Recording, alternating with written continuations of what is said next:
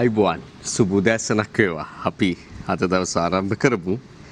දවසට අදාළ ජාතික පුවත්පත් සියල්ලම වගේ අප සතුව තිබෙනවා. ඒවයි මොනවාද ප්‍රධාන වශයෙන් වාර්තා වෙන්නේ කියලායි විමසා බලන්න මුලින්ම සූදානම් වෙන්නේ. අනුව ඇතැම් පුවත්පත්වල පළවෙන්නේ පාස්කු ඉරිදා ප්‍රහාරය පිළිබඳ ජනාධිපති පරීක්ෂණ කොමිසමේ නිර්දේශ එහි වාර්තාවේ ඇතුළත් වුණු කරුණු පිළිබඳව යාවත්කාලීන වූ තත්ත්වයන් තමයි අපට දකින්නට ලැබෙන ඇතැම් පුවත් වාර්තා තුළ.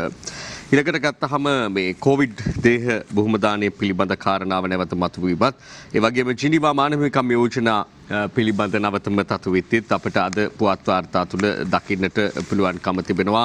ඊළඟට මේ එන්නත් කිරීම පිළිබඳව කාරණාත්. අපි ඒ නිසා වඩාත් වැදගත් ලෙස සලකා මේ එන්නත්කරණය පිළිබඳ කාරණාව වෙත මුලින් යොමු වන්නට බලාපොරොත්තු වෙනවා. ලංකාදීප ප්‍රධාන සිරස්තලයේ අද එන්නත් දීම ඡන්ද ලයිස්තුවට සෞඛ්‍ය අංශ මැකෝගේ සහාය ඉල්ලයි. කොරෝනා එන්නත් ලබා දීම ඉදිරියේදී ඡන්ද ලයිස්තු අනුව සිදු කිරීමටත් ඒ සඳහා මැතිවරණ කොමිෂන් සභාවේ සහාය ලබා ගැනීමටත් සෞඛ්‍ය අංශ පියවරගෙන ඇති බවයි වාර්තාව තවදුරටත් සඳහන් කරන්නේ. මේ පිළිබඳව ටික කතාබහට ලක්වෙන ස්වරූපයක් දැන් රට තුළ තිබෙනවා. මැති ඇමතිවරු ඊළඟට විවිධ සංවිධාන සංගම් ආයතන සහ මේ ජනතාව අතරත් මේ සම්බන්ධව වැඩි උනන්දුවක් තිබෙන ස්වරූපයකුත් අපට දකින්නට ලැබෙනවා. කෙසේ වෙතත් අපි බලමු වෙනත් පුවත්පත්වලත් මේ එන්නත්කරණය පිළිබඳව යම් යම් කාරණා ඇතුළත් වෙනවාද කියලා. එහි ගැටලුකාරී තත්ත්වයන් පිළිබඳව දැන් ටිකක් වැඩිපුර කතා කරන නිසා ඒ වෙත අවධානය යොමු කිරීම ඉතාමත්ම වැදගත්. දැන් දිනමින අද වාර්තා කරනවා රාජ්‍ය අමාත්‍ය සුදර්ශනී ප්‍රනාන්දුපුල්ලේ උපුටා දක්වමින් අවුරුදු 60ට වැඩි අයටත් කොවිෂීල්ඩ් එන්නත කියලා තමයි ඇය සඳහන් කරන්නේ. මේ එන්නත ලබා දෙනවා කියන එක. මොකද ඇතැම් තැන්වල කියවුණා අවුරුදු 60ට වැඩි අයට මේ එන්නත ලබා දීම සඳහා අවධානය යොමු නොවී ඇති ආකාරයක් පිළිබඳව යම් යම් තැන්වල වාර්තා පළවීම නිසා මේ පිළිබඳව වැඩි අවධානයක් යොමු කරන්නට සිදු වෙලා තිබෙනවා. මුල්පිටු වාර්තා තුළ ඊතරම් මේ පිළිබඳව කරුණුකාරණා අඩංගු නොවුනාට මේ කාරණා ගැන දැන් මේ අවුරුදු 60ට වැඩි ජ්‍යෙෂ්ඨ පුරවැසියන්ට ලබා දීම කියන කාරණාව පිළිබඳව වැඩබල සෞඛ්‍ය අමාත්‍ය මහාචාර්ය චන්න ජයසුමන මහතා අවධාරණය කරනවා. එහෙම දුර්මත පැතිරවීම වැරදි. එහෙම 60ට වැඩි අයට මේ එන්නත ලබා නොදෙන්න කියලා කිසිම තැනක සඳහන් වෙන්නේ නැහැ. අනිවාර්යයෙන්ම ලබා දීම සඳහා කටයුතු කරනවා කියලායි ඔහු කියන්නේ. ඊළඟට දැන් අනිකුත් වයස් සීමාවන් 30ත් 60ත් අතර අයට දෙන්නේ 30ට වැඩි සෑම දිනාටමද 18ට වැඩි සෑම දිනාටමද මේ ආදී ගැටලුකාරී තත්ත්වයන් කිහිපයක් නිර්මාණය වෙලා තිබෙනවා. ඉතින් එකක් විදිහට අපට සඳහන් කරන්න පුළුවන්කම තිබෙනවා රජයේ වෛද්‍ය නිලධාරීන්ගේ සංගමය එහි සංස්කාරක වෛද්‍ය හරිත අලුත්ගේ මහතා පෙන්වා දෙනවා මේ තමන් විසිනුත් පහුගිය කාලේ මේ පිළිබඳව සැලසුමක් වාර්තාවක් ඉදිරිපත් කළා. ඒ වගේම රටක් විදිහට අපි ලෝක සෞඛ්‍ය සංවිධානයටත් අපේ වැඩපිළිවෙල අපේ සැලැස්ම ඉදිරිපත් කළා එන්නත්කරණය පිළිබඳව. හැබැයි මේ කටයුතු කරන්නේ ඉන් බාහිරවයි කියලයි ඔවුන් චෝදනා කරන්නේ. වසංගත රෝග විද්‍යාංශයට මේ පිළිබඳව හරි අවබෝධයක් නැතිව ඔවුන් හිතුමතේ මේ පිළිබඳව කටයුතු කරනවා. නැත්නම් නිසි වැඩපිළිවෙලකින් තොරව කටයුතු කරනවා කියලා චෝදනාවක් එල්ල වෙනවා. මේ අතරේ රාජ්‍ය අමාත්‍යතුමිය සුදර්ශනී ප්‍රනාන්දුපුල්ලේ මැතිනිය ඇය කොවිඩ් රෝග පාලනය පිළිබඳව විශේෂ ඇමති ධුරයක් නිර්මාණය කළා තමයි ඇය මේ තැනට පත් කරලා තිබෙන්නේ. ඇය කියනවා ඇගේ අනුදැනුමකිනුත් තොරව මේ එන්නත් ලබා දීමේ වැඩපිළිවෙල සිද්ධ වෙනවා කියන එක අරුණ පුවත්පතේ අද තිබෙන වාර්තාවක ඒ බව බොහොම පැහැදිලිව සඳහන් වෙනවා. සෞඛ්‍ය තාක්ෂණ කමිටුවේ ඇතැම් තීරණ එන්නත්කරණය අවුල් කරනවා කියලා. මේ සෞඛ්‍ය තාක්ෂණික කමිටුව එහි කමිටුවේ ඇතැම් අය ගනු ලබන තීන්දුව තීරණ නිසා මේ එන්නත් කරන කටයුතු අවුල් වෙමින් පවතින බව තමයි ඇය කියන්නේ. මේට එක් උදාහරණයක් අපට සපයන්නට පුළුවන්. ඊයේ දවසේදී කොළඹ මහනගර සභා බල ප්‍රදේශයේ නාරහෙන් පිට ජනතාවට යම් ස්ථානයකදී එන්නත් ලබා දීම සිදු වුණා. මේ එන්නත් ලබා දීමේ වැඩ පිළිවෙලේදී ඊටාම දැඩි තදබදයක් ඒ වගේම උණුසුම් තත්ත්වයක් ගැටලුකාරී තත්ත්වයක් අපට දකින්නට ලැබුණා. මෙය සුදු නොවිය යුත්තක් මෙවැනි වසංගත රෝගයක් හමුවේ ලබා දෙන එන්නත්කරණයකදී. ඉතින් ඒ නිසා මෙවැනි තත්ත්වයන් කෙරෙහි අවධානය යොමු කරලා ඡන්දහිමි නාමලේඛනය මේ ආදී අනුව හෝ මැතිවරණ කොමිසමේ සහායක් ලබාගෙන හරි මේ වැඩපිළිවෙලක් ඇතුව පවත්වාගෙන යාම සඳහා කටයුතු කළ යුතුයි කියන එකයි සෑම දිනම මම හිතන්නේ අවබෝධ කරගත යුතු තත්ත්වය සෞඛ්‍ය අංශයට අදාළව කෙසේ වෙතත් ලෝකේ ශ්‍රී ලංකාව පිළිබඳව ගත්තොත් ලංකාවේ සෞඛ්‍ය තත්ත්වය පිළිබඳව ගත්තාම ලංකාවේ සෞඛ්‍යාංශවල කාර්යක්ෂමතාවයේ ඵලදායීත්වය හැසිරීම පිළිබඳව ගත්තාම ඊටම හොඳ තත්ත්වයක් තිබෙනවා. අප ආර්ථිකමය වශයෙන් දියුණුයි කියලා අදහස් කරන රටවල හොඳට සල්ලි තියනවා කියලා අපි හිතාගෙන ඉන්න රටවල සෞඛ්‍ය අධ්‍යාපනය ආදී ක්ෂේත්‍රවල අප රටේ තරම් ඇතැම් වෙලාවට දියුණුවක් දකින්නට ලැබෙන්නේ නැහැ. විශේෂයෙන් මේ එන්නත් කරන වැඩපිළිවෙලේදී ශ්‍රී ලංකාවේ හෙදියන්ට මේ එන්නත් කරන්නේ යෙදී සිටින සෞඛ්‍ය කාර්ය මණ්ඩලවලට ලෝකීය රටවල ඉහළ ඉල්ලුමක් පවතින බව කියවෙනවා. ඒකට හේතුව තමයි ඒ පිළිබඳ ඉහළ නිපුණත්වයක් අපේ සෞඛ්‍ය අංශ කාර්ය මණ්ඩල සතුව පවතින නිසා. ඊතරම් පහසුකම් තියාගෙනත් හරියට ලෝක සාමසාධක හමුදාවලට ශ්‍රී ලංකාවේ හමුදාවේ සහාය ලබා ගන්නවා වගේ ඒ පිළිබඳ හොඳ අත්දැකීම් තිබෙන ආරක්ෂක අංශයක් නිසා අපේ සහාය ලබා ගන්නවා වගේ සෞඛ්‍ය අංශවල සහාය ඇතැම් රටවල් ඉහළ මිල ගණන් වලට ඉල්ලා සිටින තත්ත්වයකයි මේ වන විට පවතින්නේ. මොකද ලෝකයේ අනෙකුත් රටවල් හා සැසඳීමේදී ප්‍රතිශක්තිකරණ වැඩපිළිවෙල උපන්දා සිට ඉතාම හොඳින් ක්‍රියාත්මක වන රටක් විදිහට ශ්‍රී ලංකාව සැලකෙනවා. ශ්‍රී ලංකාවේ පහසුකම් තිබෙනවා සහ වැඩපිළිවෙලක් තිබෙනවා. මේ ප්‍රතිශක්තිකරණය පිළිබඳව එන්නත් කරණය අතින් ගත්තාම ශ්‍රී ලංකාවේ තාම ඉහළින් ඉන්න රටක්. ඒ නිසා කිසිසේත්ම මේ කොවිඩ් තත්ත්වය හමුවේ එය අවුල් වියවුල් වීම රටක් වශයෙන් අපට සුබදායී වන්නේත් නැහැ. ඒ පිළිබඳව ජාත්‍යන්තරයේ යම් අප්‍රසාදයකට ලකුණු දැනට යම් ප්‍රසාදයක් තිබෙනවා. ඒ නිසාම තමයි අපිට මේ එන්නත ලබා දීමේදීත් රටවල් 100කට වැඩි සංඛ්‍යාවකට එන්නත නොලැබෙන වාතාවරණයකත් ලංකාවට මේ එන්නත ලැබෙන්නේ යත් එක් හේතුවක් වුණා. අපේ රටේ සෞඛ්‍ය අංශවල හැසිරීම ඒ වගේම රටේ කොවිඩ් පාලනය හොඳ මට්ටමක පවතින කියන එක පිළිබඳව යම් දත්ත මත පිහිටලා ඒ නිසා මේ තත්ත්වය ඉදිරියට පවත්වාගෙන යාම සඳහා කටයුතු කරනු ඇතැයි අප බලාපොරොත්තු වෙනවා. කොමුණත් වැඩ බලන සෞඛ්‍ය අමාත්‍ය මහාචාර්ය චන්න ජයසුමන ප්‍රකාශ කරන්නේ ඒ කටයුතු නිසියාකාරව සිදු වෙනවා කියලා. ඒ වගේම මේ පත්තර වාර්තා තුල නැති නමුත් අප මාධ්‍යයේ නිරතව සිටින නිසා අපට දැනගන්නට ලැබෙන ඇතම් කාරණා තිබෙනවා මේ එන්නත් කරන වැඩපිළිවෙල තුල. ඇතැම් අය මේ එන්නත් කරන වැඩපිළිවෙලේදී එන්නත ලබා ගැනීම ප්‍රතික්ෂේප කිරීමේ හැකියාවක් පවතින නිසා එන්නත විද ගන්නේ නැති අයගේ එන්නත් වෙනත් අයට ලබා දීමට කටයුතු කිරීම පිළිබඳව කාරණා තිබෙනවා. මෙහිදී වැදගත් වෙන කාරණාව තමයි රටේ පුරවැසියෝ සෑම දෙනෙකුටම එන්නත ලබා ගැනීම වැදගත් වෙනවා. කවුරු හෝ එන්නත ලබා ගැනීම හොඳයි. නමුත් මෙතනදී වැදගත් වෙන කාරණාව තමයි දෙවනි මාත්‍රාව ලබා ගැනීමේදී ඇතැම් වෙලාවට වෙනත් නම් වලින් පෙනී සිට එන්නත ලබා ගන්න කටයුතු කළ අයත් කටයුතු කරන්නට හිතාගෙන ඉන්න අයත් ඉන්නට පුළුවන්. ඒ නිසා දෙවන මාත්‍රාව ලබා ගැනීමේදී ඔබට යම් ගැටලුවක් මතුවනවා නොවේද කියන එක ඔබ සැකහැර විමසා ගන්නට ඕනේ. එයත් අතිශය වැදගත් කාරණාවක් වෙවි. මේ එන්නත් කරන වැඩපිළිවෙල සංකීර්ණ එකක් වෙනවා මේ රටේ පවතින වාතාවරණයත් එක්ක ගත්තාම. නමුත් එය ගැටලුවකින් තොරව පවත්වාගෙන යන්නට අපට හැකියාවන් පවතිනවා. අප ඒ සඳහා වහාම අනුගත වීම අතිශය වැදගත් සෞඛ්‍යාංශවල මෙහෙයවීමත් එක්ක. අපි බලමු මේ පිළිබඳව තවදුරටත් යම් වාර්තා පළවන්නට පුළුවන්. ඒ අතරේ තවදුරටත් එන්නත් මාත්‍රාවන් මිලදී ගැනීම සඳහා ලෝක සෞඛ්‍ය සංවිධානයෙන් කොවැක්ස් පහසුකම් යටතේ ලැබෙන එන්නත් වගේම මිලදී ගැනීම සඳහා අවශ්‍ය වැඩපිළිවෙල ශ්‍රී ලංකාව තුළ ක්‍රියාත්මක වෙමින් පවතිනවා කියන එකත් සඳහන් කරන්නට ඕනේ. අපි ඒ අතරේ ප්‍රධාන සිරස්තල කිහිපයකට අවධානය යොමු කරලා විරාමයකට ගමන් කරමු. ඉන් අනතුරුව විස්තර ඇතුව ඒ පිළිබඳව අවධානය යොමු කරමු. පාස්කු ප්‍රහාර චෝදනා ගැන මෛත්‍රී නිහඬයි චෝදනා අධ්‍යයනයට කමිටුවක් ශ්‍රී ලංකා නිදහස් පක්ෂයේ මෛත්‍රීගේ පැත්ත කියලා අද අරුණ වාර්තාවක් ගෙනවිත් තිබෙනවා. ඒ වගේම හිටපු ජනාධිපතිවරයාට එරෙහිව නීතිමය ක්‍රියාමාර්ග ගත හැකිද කියන එක පිළිබඳව ඇතැම් අය කතා බහට ලක් කරද්දී අද පුවත්පත වාර්තා කරනවා මෛත්‍රීට නඩු දැමීමට නම් පොලිස් පරීක්ෂණයක් ඕනෑ. කොමිෂන් සභාවක සාක්ෂි අනුව හෝ නිර්දේශ අනුව අධිචෝදනා ගොනු කළ නොහැකි. දුරෙන් නිවත් වූ ජනාධිපතිවරයෙකුට නීතිපති නියමයෙන් පොලිස් පරීක්ෂණයක් සිදු කර නඩු පැවරිය හැකි. හිටපු අගවිනිසුරු සරත් එන් සිල්වා මහතා ඒ පිළිබඳව තම ස්ථාවරය මතය ඉදිරිපත් කරලා තිබෙනවා. අද පුවත්පතේ අපට දකින්නට ලැබෙනවා. අවධානය යොමු කරන මුල්ම පුවත අරුණ පුවත්පතෙන් මේ උපුටා ගැනීම කරන්නේ කොවිඩ් මරණ ගැන කලබල නොවන්නයි පාකිස්තානු අගමැති කියයි. විපක්ෂ නායකත් හමු වෙලා. පාකිස්තානු අග්‍රාමාත්‍ය ඉම්රාන් ඛාන් මහතාගේ ශ්‍රී ලංකා සංචාරය පිළිබඳව ගත්තහම සාකච්ඡා ගණනාවක් පැවැත් ජීවත් වුණා. ඒ කෙටි කාලය ඇතුළත ජනාධිපතිවරයා අග්‍රාමාත්‍යවරයා ඇතුළුව මේ එතුමා පමණක් නෙවෙයි ඇමතිවරුත් ආපු නිසා සාකච්ඡා කීපයක්ම පැවැත්වුණා. පාර්ලිමේන්තුව නියෝජනය කරන මුස්ලිම් මන්ත්‍රීවරු 15 දෙනෙකු සහ පාකිස්තාන අගමැති ඉම්රාන් ඛාන් අතර විශේෂ සාකච්ඡාවකුත් තිබුණා. එහිදී එතුමා දැක්වූ අදහසක් තමයි මේ කොවිඩ් මරණ ගැන කලබල වෙන්න එපා කියලා. එතුමා එහෙම ප්‍රකාශයක් කරනකොට අද මව්බිම වාර්තා කරනවා මෙහෙම ප්‍රධාන සිරස්තලය කොවිඩ් ආසාදිත මෘතදේහ භූම දානයට ළඟදීම අවසර ලැබෙන ලකුණු කියලා.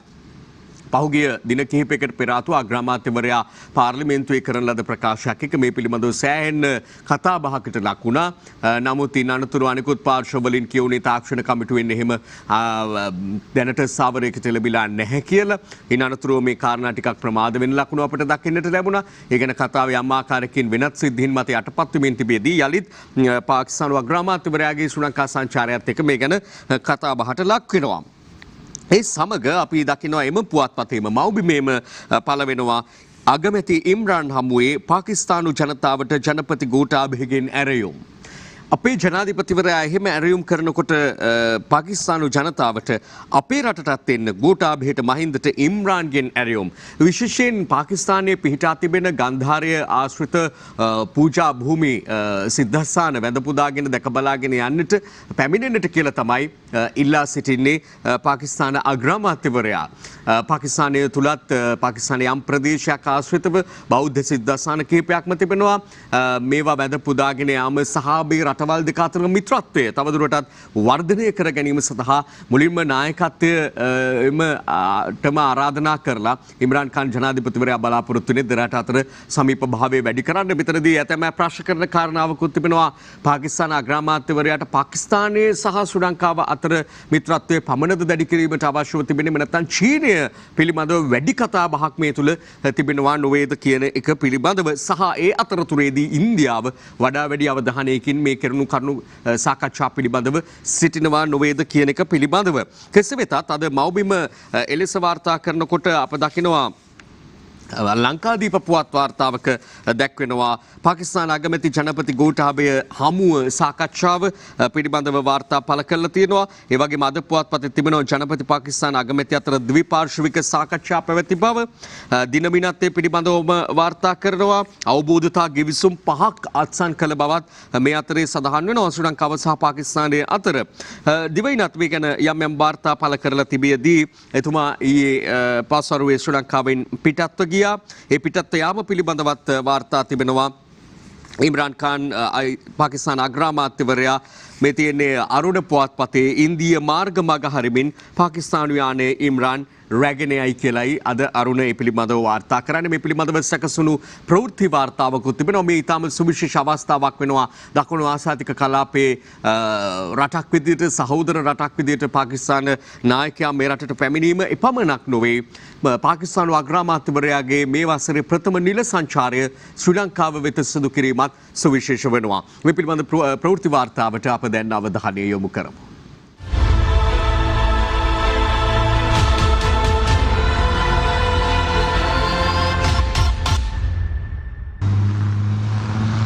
දෙදින නිල සංචාරයක් සඳහා මෙරටට පැමිණි පාකිස්තානු අග්‍රාමාත්‍ය ඉම්රාන් ඛාන් මහතා අද පෙරවරුවේ ජනාධිපති කාර්යාලයේදී ජනාධිපති ගෝඨාභය රාජපක්ෂ මහතා හමු වුණා.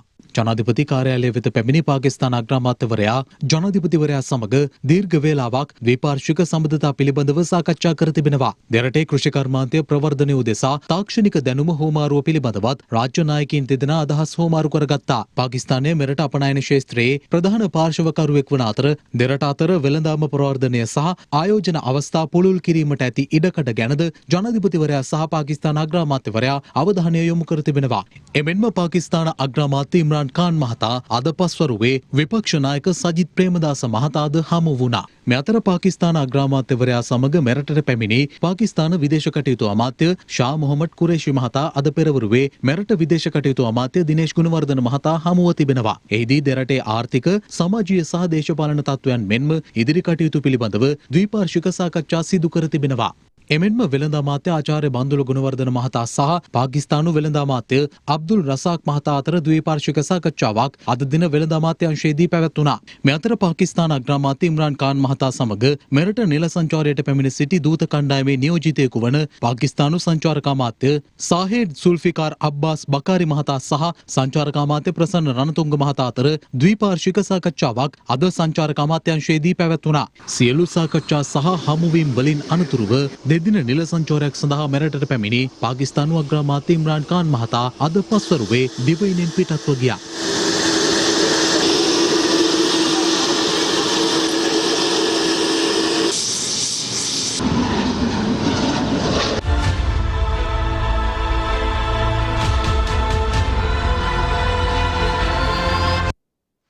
මේ සාකච්ඡාවලින් සාකච්ඡා කෙරුණු කරුණු කාරණා සහ ගිවිසුම් ගත වූ කරුණු කාරණා අනුව කටයුතු කරන ආකාරය ඉදිරියේදී අපිට දකින්නට පුළුවන්කම තිබෙයි. අපි ඒ අතරේ තවත් කාරණාවක් වෙත අවධානය යොමු කරනවා. ඒ ඊටාම සුවිශේෂ වෙනවා මේ දිනවල වැඩිම කතා බහට ලක් වෙන කාරණාවක් වන නිසා පාස්කු ප්‍රහාර චෝදනා ගැන මෛත්‍රී නිහඬයි චෝදනා අධ්‍යයනයට කමිටුවක් කියලා අද අරුණ පුවත්පත වාර්තා කර තිබියදී මා දැක්කා අනිකුත් පුවත්පත්වලත් මේ පිළිබඳව යම් යම් සටහන් අද දවසේ අපිට කියවන්නට ලැබෙනවා. අද පුවත්පතේ තිබෙන ප්‍රධාන සිරස්තලයත් අපි මීට පෙර උපුටා ගත්තා. කෙසේ වෙතත් ශ්‍රී ලංකා නිදහස් පක්ෂය එහි නායකයින් ඒ දවසේ සාකච්ඡා කරලා යම් තීන්දුවකට එළඹිලා තිබෙනවා. නීතිඥවරු කණ්ඩායමක් හිටපු ජනාධිපති මෛත්‍රීපාල සිරිසේන මහතා වෙනුවෙන් මේ වන විට සාකච්ඡා පවත්වමින් තිබෙනවා. මේ නිර්දේශවලට මුහුණ දීම පිළිබඳව මේවා නිර්දේශ මේ පිළිබඳව නීතිමය ක්‍රියාමාර්ග ගැනීමේ හැකියාවන් පිළිබඳව තමයි දැන් වඩාත් කතාබහකට ලක් වෙලා තිබෙන්නේ. කෙසේ වෙතත් මේ අරුණ වාර්තාවේ හැටියට මෛත්‍රීපාල සිරිසේන හිටපු ජනාධිපතිවරයා මේ වනතෙක් නිහඬ ප්‍රතිපත්තියක් අනුගමනය කරන බවයි කියවෙන්නේ. ඔහුට චෝදනා රැසක් එල්ල වී තිබුණා. ඒ අතරේ අප දකිනවා එක්සත් ජාතික පක්ෂයේ නායක රනිල් වික්‍රමසිංහ මහතා කියනවා අරුණෙමයි මේ වාර්තාව තියෙන්නේ පාස්කු ප්‍රහාරයේ එජාපය නොදත් බව වාර්තාවෙන් ඔප්පු වුණා. රනිල් මෛත්‍රීට කියයි කියලා එහි සඳහන් වෙන්නේ. අප්‍රේල් 21 ප්‍රහාරය සම්බන්ධයෙන් තමන් එක්සත් ජාතික පක්ෂයේ හිටපු ඇමතිවරුන් කලින් දැනුවත්ව නොසිටි බව එක්සත් ජාතික පක්ෂයේ නායක රනිල් වික්‍රමසිංහ හිටපු ජනාධිපති මෛත්‍රීපාල සිරිසේනට පෙරේදා රාත්‍රියේ දැනුම් දී ඇති බවයි කියවෙන්නේ. එතකොට අර හරින් ප්‍රනාන්දු මැතිතුමා වැනි අය දැනගත්තු කාරණා පිළිබඳව මෙතනදී අවධානය යොමු වෙනවාද නැද්ද කියන එක පිළිබඳව ඒක තවත් කාරණාවක් හිතා බලන්නට වෙන වැදගත් කාරණාවක්. නමුත් රනිල් වික්‍රමසිංහ මැතිතුමා කියන්නේ එක්සත් ජාතික පක්ෂය මේ පිළිබඳව දැන නොසිටි බව. එතකොට රජයක සාමූහික වගකීම පිළිබඳව එවක තිබුණු හවුල් පාලනයේ දුර්වලතාවය මෙතනදී තාම මැනවින් පෙන්눔 කරන අවස්ථාවක් විදිහටත් කෙනෙකුට සලකන්නට පුළුවන්. රජයක් පාර්ශව එකතු වෙලා කරගෙන යනකොට ඒ සියලු පාර්ශව දැනුම්වත්ව සිටිය යුතු කාරණා නොදැන සිටීමත් මෙතනදී තාම ගැටලුකාරී. කෙසේ වෙතත් අප තව දකින්නවා අතරේ ආందోලනාත්මක හෙළිදරව් කිරීමක් අද ලංකාදීපේ සිදු කර තිබෙනවා. සහරාන් මුලින්ම ගහන්න හිටියේ නුවර පෙරහැරට ජනපති කොමිසමේ වාර්තාව කියයි. පාස්කුරිදා කොමිසම් වාර්තාවේ කරුණු කාරණා ඇතුල් පිටුවල වාර්තා කරමින් ලංකාදීප පුවත්පත අද මේ පිළිබඳව අනාවරණ කිරීම කරන්නේ මුලින්ම ගහන්න හිටියේ මහනුවර ඓතිහාසික දළදා පෙරහැරටයි කියන එක. කෙසේ වෙතත් මේක අලුත් පුවතක් බවට පත්වන්නේ නැහැ. දළදා පෙරහැරට යම් තර්ජනයක් එහෙම නැත්නම් පහර දීමේ උත්සාහයක් තිබෙනවා මීට කලකට පෙර මේ කොමිසම හමුවේ සාක්ෂි කැඳවීමේදී යම් යම් තොරතුරු එළියට ආවා. හැබැයි මුලින්ම පහර දෙන්නට හිටියේ එම අවස්ථාවටයි කියන එක පිළිබඳව මේ කොමිසම සහ ඒ වාර්තාව තහවුරු කරමින් අද ලංකාදීප පුවත්පත මෙලෙස වාර්තා කරද්දී අපට දකින්නට පුළුවන්කම තිබෙනවා මව්බිමේ වාර්තාවක් පළ වෙනවා. පාස්කු කොමිසමෙන් අපේක්ෂා කළදී ඉටු වෙන්නේ නැහැ කියලා අස්ගිරි නියෝජ්‍ය ලේකකාධිකාරී නාරම්පනාවේ ආනන්ද ස්වාමින් වහන්සේ කරනු ලබන ප්‍රකාශයක් අද අපට දකින්නට පුළුවන්කම තිබෙනවා. මේක පාර්ශව කීපයකින් නගන චෝදනාවක්.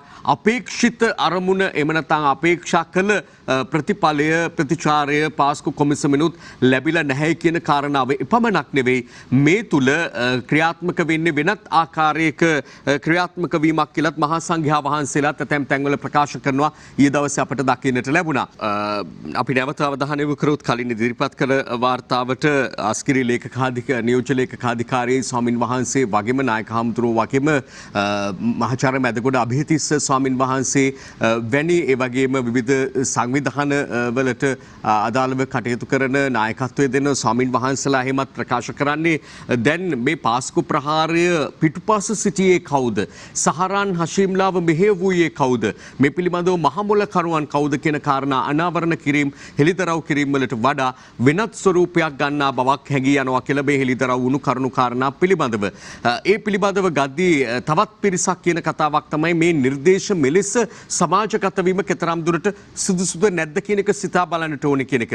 සහ ඇතැම් දත්ත සමාජගත වීම තුළ රටේ ආරක්ෂාවටත් ගෙන යන ආරක්ෂිත වැඩපිළිවෙලටත් බාධාවන් පැමිණීමේ හැකියාවක් පවතින බවත් ඇතැම් දේශපාලනඥයන් අපි දැක්ක විමල් වීරවංශ අමාත්‍යවරයා වැනි අය ඒ කෙරෙහි අවධානය යොමු කරමින් කතා බහ කරන ආකාරයකුත් කෙසේ වෙතත් මේ තොරතුරු විවිධාකාරයෙන් කඩින් කඩ විටින් විට මාධ්‍ය හරහා නිකුත් වන්නේ මේ පිළිබඳව ජනතාවට තවමත් නිසි පරිදි දැනුම්මත් කරන්න තොරතුරු එළියට දාලා නැති පසුබිමක මේ පිළිබඳ වාර්තාව කැබිනට් මණ්ඩලයට ඊළඟට පාර්ලිමේන්තුවේ කතානායකවරයාට ඉදිරිපත් කළා පාර්ලිමේන්තු පුස්තකාලයට ඇතුළත් කරලා පමණක් තිබෙන පසුබිමක තමයි මේ ගැන සෑහෙන කතා බහක් රට තුළ පැය ගණනාවක් තුළ නිර්මාණය වෙන්නට ගත්තේ මාධ්‍ය තුලිනුත් මේ පිළිබඳ බොහෝ තොරතුරු ඉදිරිපත් වීමත් එක්ක ඒ නිසා අප සෑම විටම අවබෝධ කරගත යුතු තත්ත්වයක් තිබෙනවා මේ වාර්තාව දැඩි ලෙස බලාපොරොත්තු වෙමින් සිටි අගරාධගුරු හිමිපාණන් වහන්සේගේ ස්ථාවරයත් තවම නිහඬයි. උන්වහන්සේ තවම මේ පිළිබඳ සිය ස්ථාවරය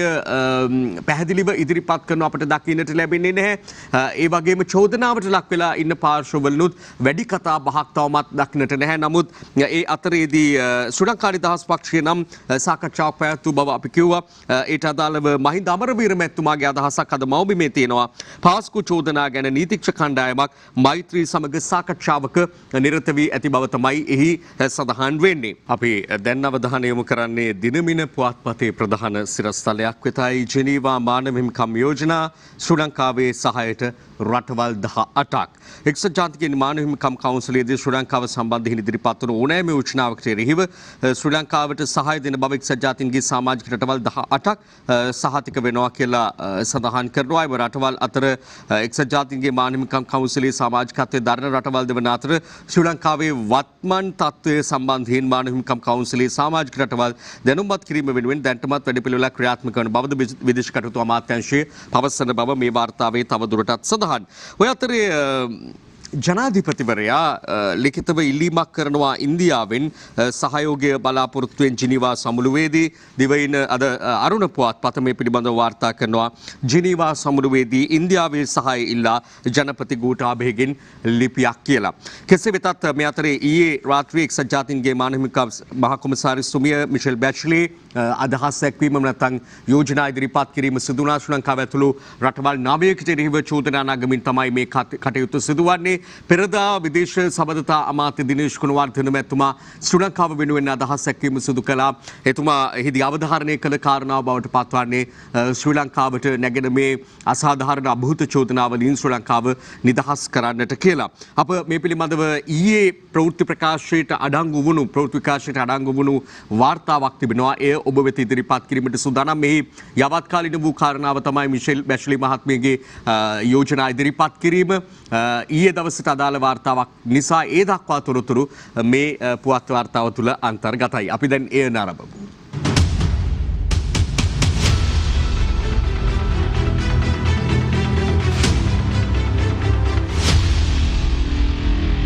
එක්සත් ජාතීන්ගේ මානව හිමිකම් කොමසාරිස් මිෂෙල් බැච්ලේ විසින් ශ්‍රී ලංකාව ඇතුළු රටවල් 9කට එරෙහි සකස් කළ යෝජනාවලිය අද ජගත් මානව හිමිකම් කවුන්සිලයේ 46 වන සැසිවාරයට සාකච්ඡාවට ගැනෙන අතර ශ්‍රී ලංකාවේ වගවීමේ ක්‍රියාවලිය සංහිඳියාව සහ මානව හිමිකම් පිළිබඳ කරුණු ගණනාවක් එහි ඇතුළත් වනවා. මේ අතර 2015 වසරේ ශ්‍රී ලංකාවට එරෙහිව සම සත්කාරකත්වයේ දැක්වූ රටවල් 6ක්ද තවත් යෝජනාවලියක් ඉදිරිපත් කිරීමට නියමිතයි. ඒ සඳහා බ්‍රිතාන්‍ය, කැනඩාව, ජර්මනිය, මොන්ටිනීග්‍රෝ, උතුරු මැසඩෝනියාව, මලාවි රාජ්‍යයන් එක්ව සිටිනවා.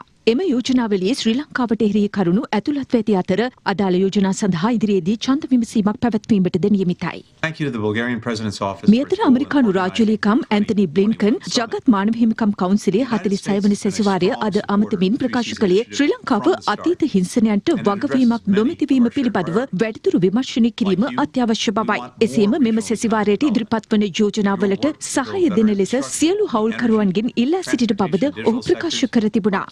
Madam President, Madam High Commissioner, distinguished ambassadors, ladies and gentlemen, as I address you today, මේ අතර ජගත් මානව හිමිකම් කොමිසමේ 46 වන සැසිවාරය විදේශ කටයුතු අමාත්‍ය දිනේෂ් ගුණවර්ධන මහතා ඊයේ අමතනු ලැබුවා.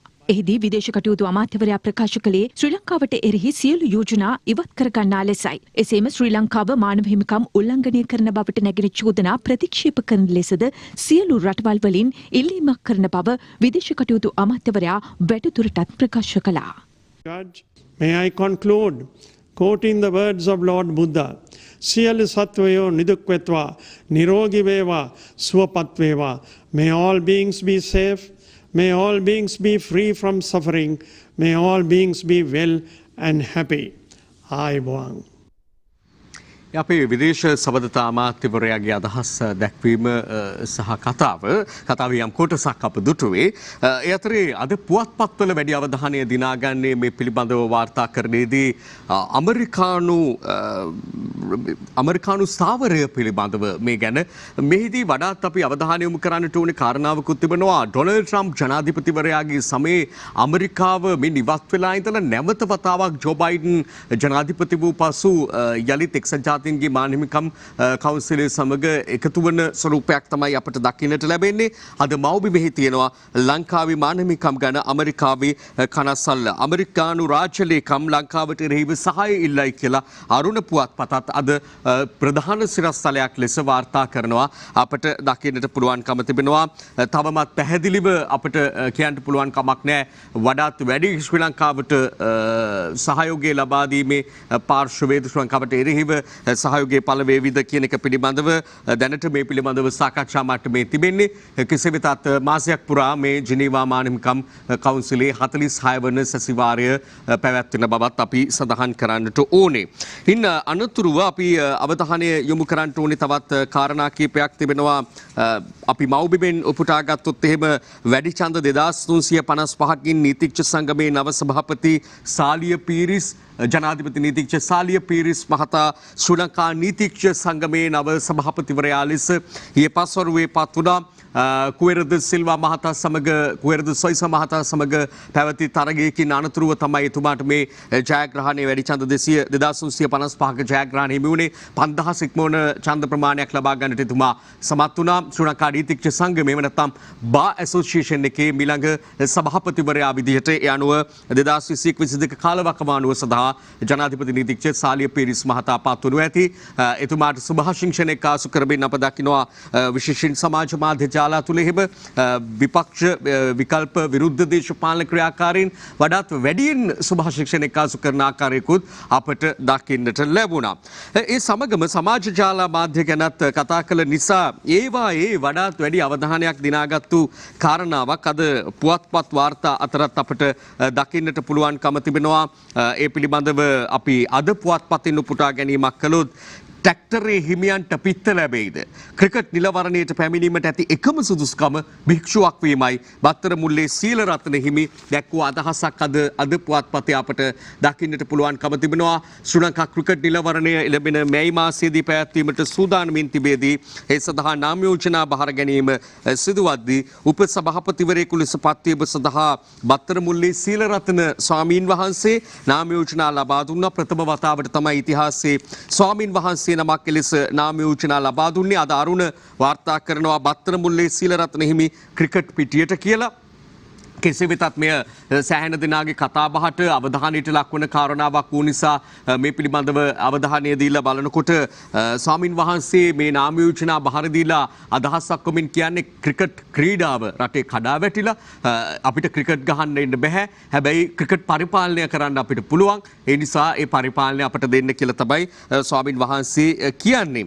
ඉතින් මේ පිළිබඳව ජනමතය බැලුවාම සමාජ මතය බැලුවාම විවිධ ආකාරයෙන් මේ පිළිබඳව අර්ථකථන ඝාතනය කරනවා විවේචන හිමත් සෑහෙන එල්ල වෙනවා අපිට දකින්නට ලැබුණා. කෙසේ වෙතත් මෙවර ශ්‍රී ලංකා ක්‍රිකට් නිලවරණයේදී ප්‍රධාන පාර්ශ්ව දෙකක් සභාපති ශමිද සිල්වාගේ පාර්ශවයෙන් එතුමාමත් ඒ වගේම රණතුංග පාර්ශවයෙන් කේ මතිවානන් මහතාත් ප්‍රධාන වශයෙන් තරග කිරීමට බලාපොරොත්තු වන බවක් තමයි දැනට තොරතුරු වාර්තා වෙන්නේ. පාර්ශව කිහිපයක්ම ශ්‍රී ලංකා ක්‍රිකට් තනතුරු සඳහා සභාපතිත්වය ඇතුළු තනතුරු සඳහා බලාපොරොත්තු සහගතව බලාගෙන සිටිනවා. මේ තනතුරු ගැන ඔවුන් බලාගෙන ඉන්නකොට ශ්‍රී ලංකා ක්‍රිකට් ලෝලීන් ජනතාව ක්‍රීඩාවේ ඉදිරි අනාගතය යහපත් එකක් සුබදායි සුබවාදී එකක් වේවි කියන බලාපොරොත්තු සහගතව ඉන්නවා. දැන් මේ ස්වාමින් වහන්සේ බතරමුල්ලේ සීලරත්න ස්වාමින් වහන්සේ නිසා අපි මේ කතාවට ප්‍රවිෂ්ඨ වූ නිසා සඳහන් කරන්නටත් උනේ උන්වහන්සේත් ජනාධිපතිවරණ මැතිවරණ ඇතුළු සෑහෙන ගණනාවකට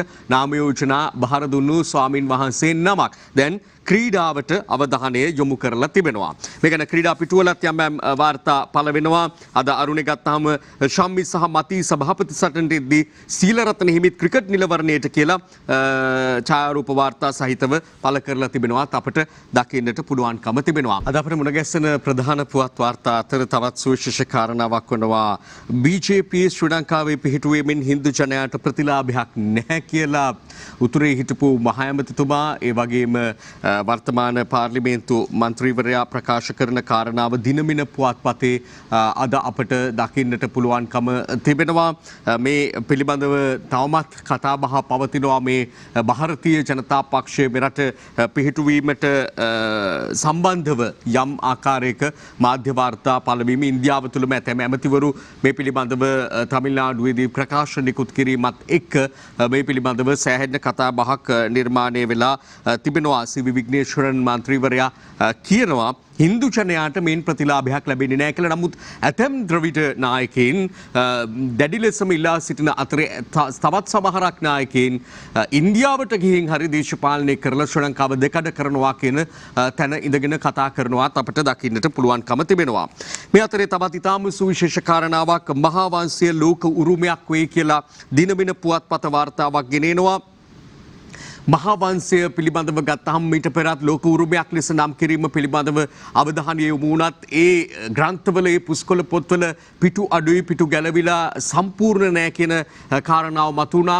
නමුත් පෙරාදිනේ විශ්වවිද්‍යාලයේ සංරක්ෂණය කර තිබෙන මහා වංශය ඒ අනුව ගත්තට පස්සේ සම්පූර්ණ මහා වංශය විදියට තමයි සලකන්නේ. එදා මහා නාම ස්වාමින් වහන්සේ විසින් මහා වංශය සම්පාදනය කළ බව කියවෙනවා. කෙසේ වෙතත් මේ ඊටාම සුවිශේෂ ඓතිහාසික අවස්ථාවක් බව පේරාදෙණිය විශ්වවිද්‍යාලය උපකුලපතිතුමන් මාධ්‍යට අදහසක් වමින් සඳහන් කළා. මහා වංශය ලෝක උරුමයක් බවට පත්වීම පේරාදෙණිය විශ්වවිද්‍යාලයේ සතුව පවතින මහා වංශීය පුස්කොළ පොත් මේ ලෙස ඒ අනුව ලෝක උරුමය බවට පත්වනවා.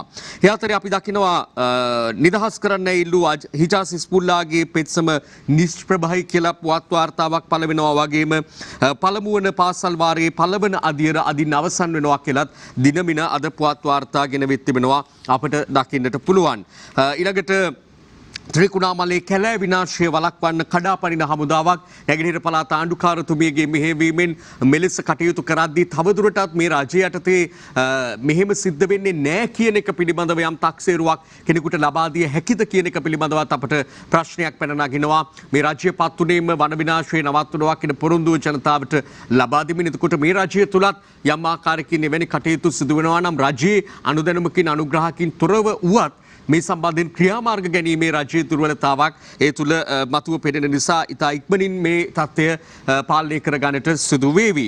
ඩෙල්ෆ් විදුලි බලාගාර කොන්ත්‍රාත්තුව මෙතෙක් දී නැහැ කියලා ඩල සලහ පෙරුම ඇමතුමාගේ අදහස් දැක්වීමක් අද අපට දකින්නට පුළුවන්කම තිබෙනවා. වගේම තවත් පුවත්පත්වලත් මේ පිළිබඳව වාර්තා පළ වී තිබුණා අපට දකින්නට ලැබුණා.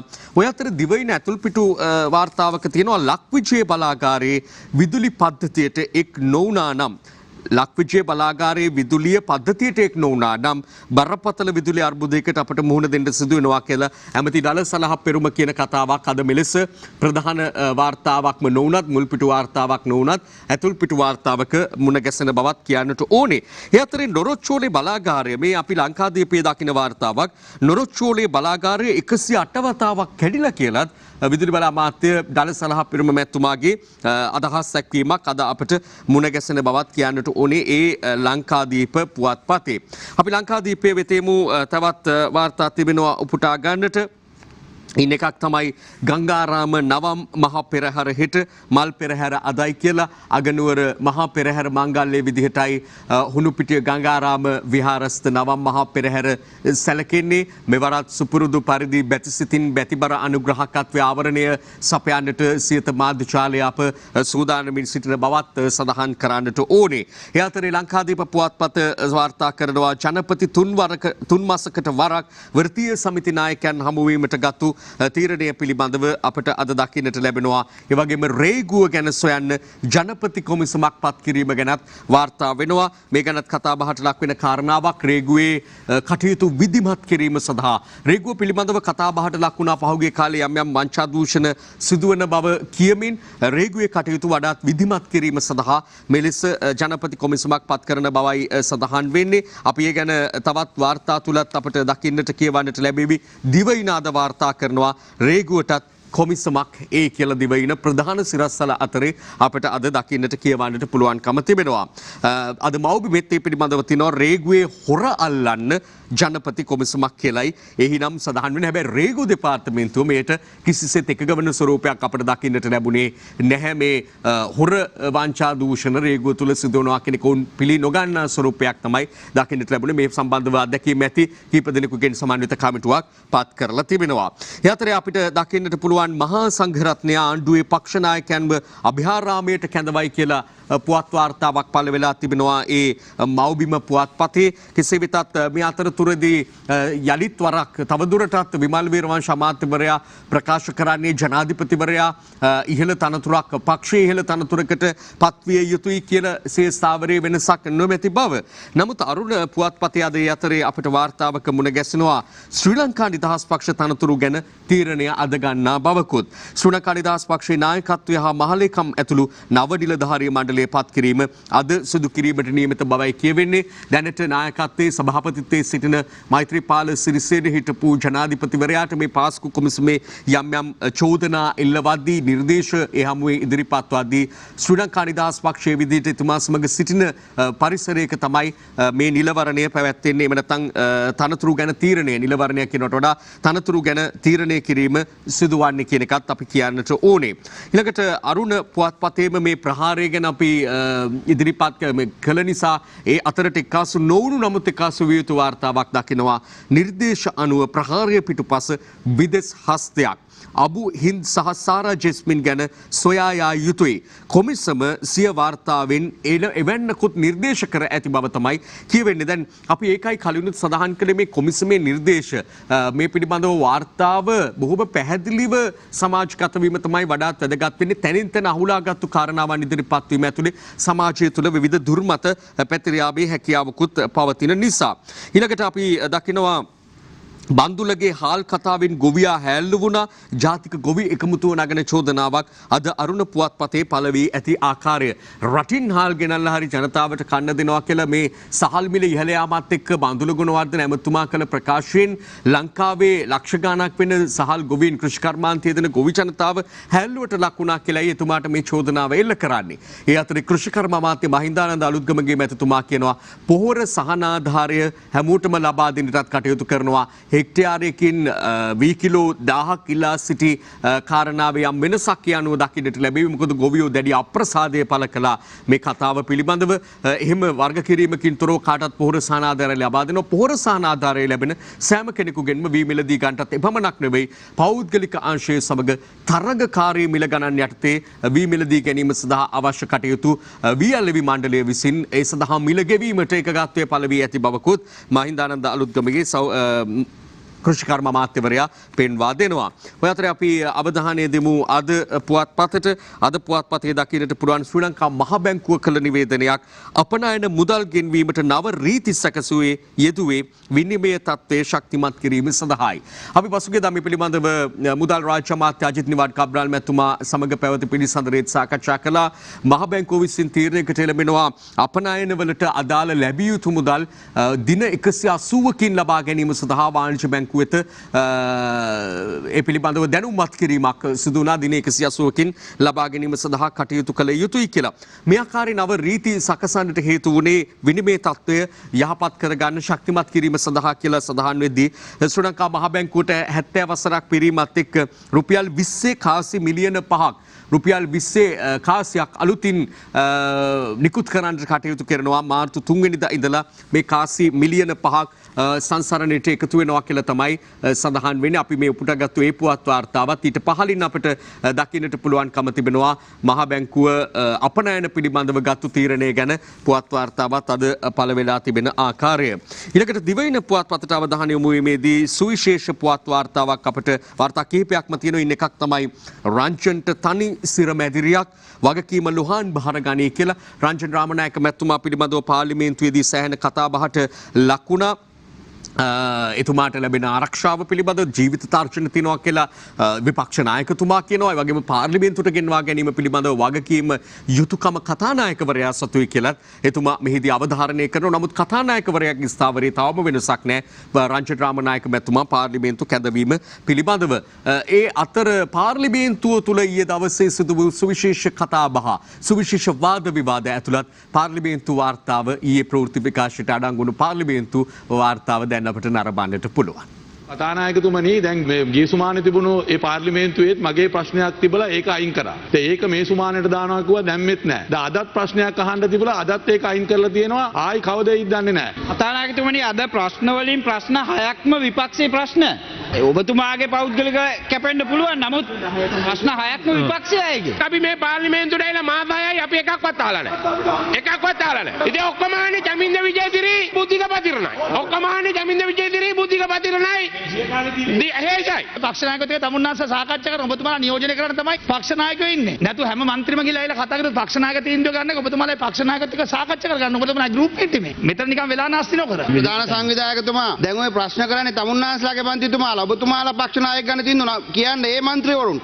එයාලගේ ප්‍රශ්න නැහැ කියලා පොඩ්ඩක් ඉන්න කරු කතානායකතුමනි. මම මේ වෙලාවේ යෝජනා කෙරුවා පාර්ලිමේන්තුව පැය දික් කරන්න කියලා පැය භාගයක් කලින් පටන් ගන්න පැය භාගයක් පරක්කු වෙලා අවසන් අපි කිව්වා තා පැයක් අපිට දෙන්න කියලා. ඒක බැහැයිම කිව්වා. ඒක පක්ෂ නායක රැස්වීම ප්‍රතික්ෂේප හරියට ඒක කතා කරලා ඔබතුමාලා තීරණයක් කරන්න. නිත් මන්ත්‍රීවරු එකඟ නැහැ ඒකට. ඒක ඉල්ලීමක් කෙරුවා ඔබතුමා දන්නවනේ. එතුමා ඉල්ලුවා පැය උදේ 6ට පටන් ගත්තත් වැඩක් නැහැ. දවල් 12 වෙනකම් ප්‍රශ්න අහනවනම්. ඒකනේ දැන් සිද්ධ වෙන්නේ. දැන් ගිය අවුරුදු 5 මේව සිද්ධ වුණේ නැහැ කරු කතානායකතුමනි. ඔබතුමාගේ මේ ප්‍රජාතන්ත්‍රවාදී දින්දෙන හින්දා තමයි 10ට පටන් අරන් 12 මාරකම් ප්‍රශ්නයන්. හැබැයි කරු ජයසූරිය කතානායකවරයා ඉද්දි හරියට පැයෙන් ප්‍රශ්න අහන එක නතර කරුවා. එක ප්‍රශ්නයක් ඇද්ද ප්‍රශ්න 100ක් විතර අහනවා. මාධ්‍යයට උදේ මේ නිකන් මේ මාධ්‍යයට දාන සෙල්ලමක් මේක ෂෝ එකක්.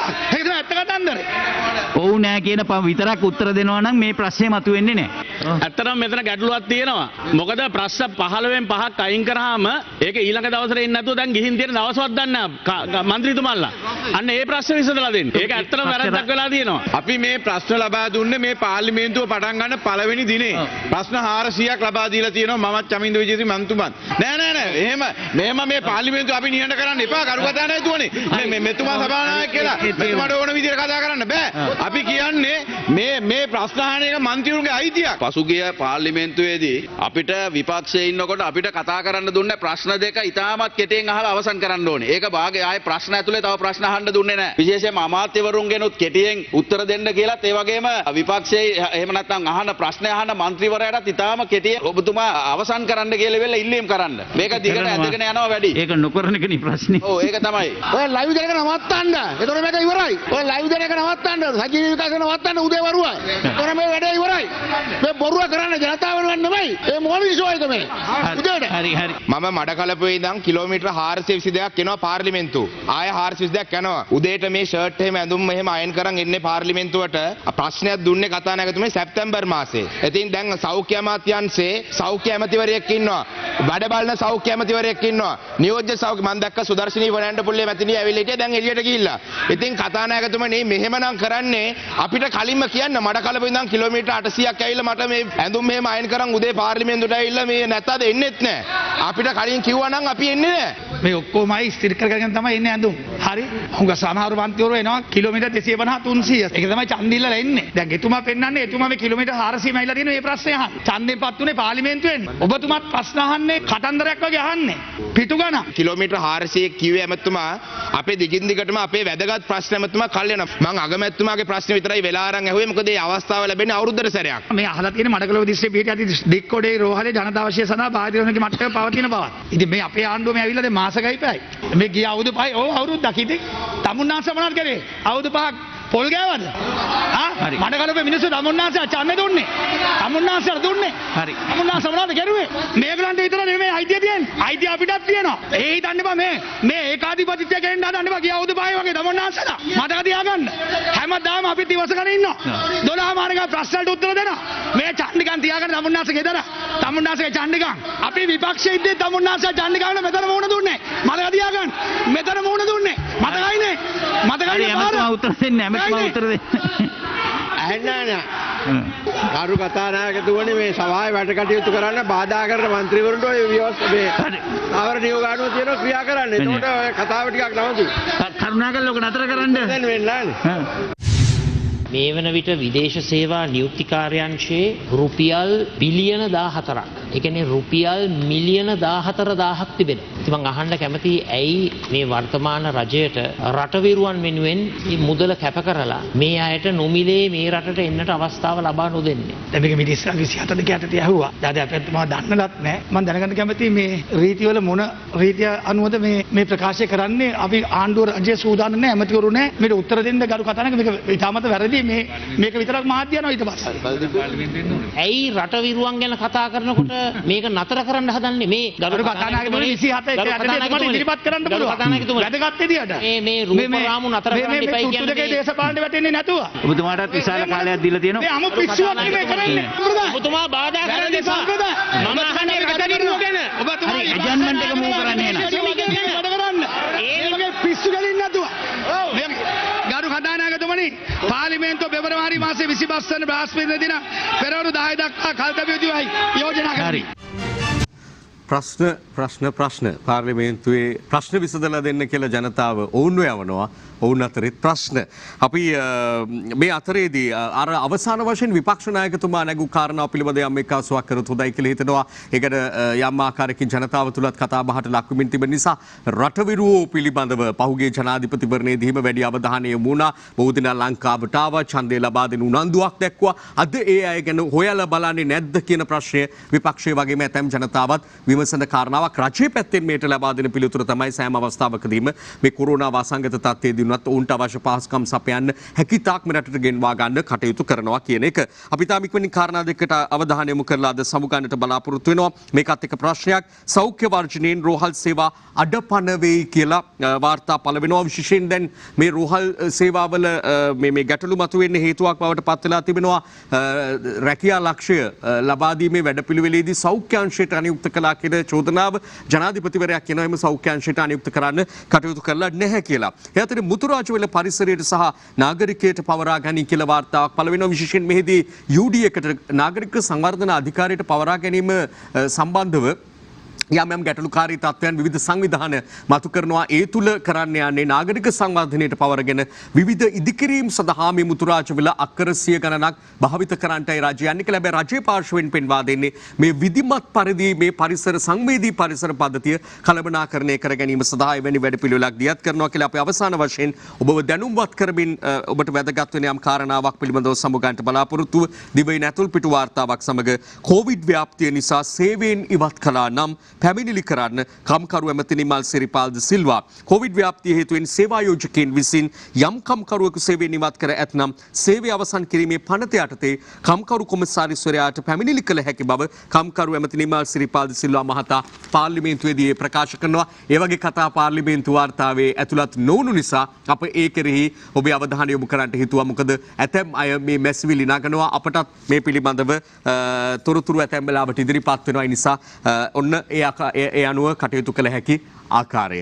යළිත් හෙට අපි මුණ ගැසුමු. එතෙක් ඔබට සුබදායී දවසක් ප්‍රාර්ථනා කරනවා.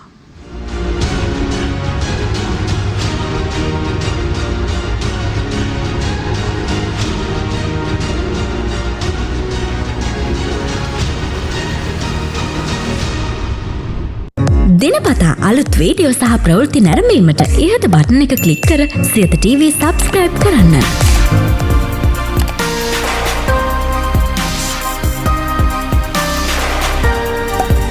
අලුත් වීඩියෝ ගැන මුලින්ම දැනගන්න මෙම සීනුව ක්ලික් කරන්න.